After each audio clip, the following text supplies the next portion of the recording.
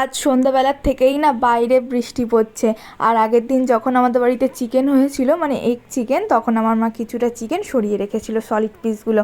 আজকে dry chilli chicken করবে। আমার মায়ের অনেক দিন ধরে নাকি ড্রাই চিলি চিকেন খেতে ইচ্ছা করছে, সেই জন্য মাই আজকে নিজে বানিয়ে নিল, আমি একটু ভিডিও করে দিচ্ছি মায়ের।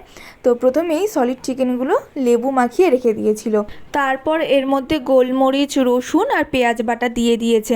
এরপর এর মধ্যে দিয়ে দিয়েছে লঙ্কার গুঁড়ো, লবণ, আর তার সাথে দিয়ে দিয়েছে একটা ডিম আর কয়েক চামচ কর্নফ্লাওয়ার দিয়েছি। দিয়ে এগুলোকে খুব ভালো করে মেখে নিয়েছি। এবারে এই চিকেনগুলোকে আমরা তেলে ভালো করে ভেজে নেব।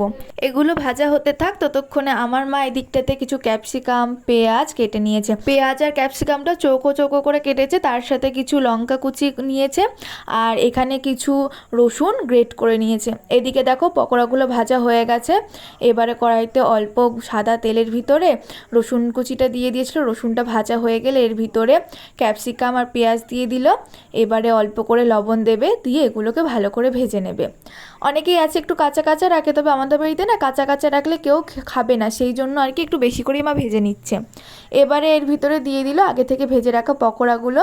পকোড়া দিয়ে একটু ভালো করে নেড়ে চেড়ে এর ভিতরে দিয়ে দেবে সস। এখানে টমেটো সস আর সয়া সস দিয়ে দিচ্ছে, আর এবার আমি একটু দিয়ে দিচ্ছি রেড চিলি সস। দিয়ে এবারে এগুলোকে খুব ভালো করে মিশিয়ে নেবো। এবারে 1 চামচ কর্নফ্লাওয়ার অল্প করে জলে গুলিয়ে এর ভিতরে দিয়ে দেবো। এর ভিতরে কিন্তু আমরা কোনো জল দেবো না, শুধু কর্নফ্লাওয়ারটা যেটুকু জলে গুলিয়েছি ওটুকুই দিলাম। এবারে খুব ভালো করে আমরা এটাকে মিশিয়ে নেবো, 2 মিনিট মতো রান্না করে নেবো। আর এটা একদম ড্রাই হবে, খেতে কিন্তু ভীষণ ভালো লাগে। অবশ্যই বাড়িতে করে খেয়ে দেখবে। আজকের ভিডিওটা কেমন লাগলো অবশ্যই আমাকে কমেন্ট করে জানাবে, লাইক শেয়ার করো।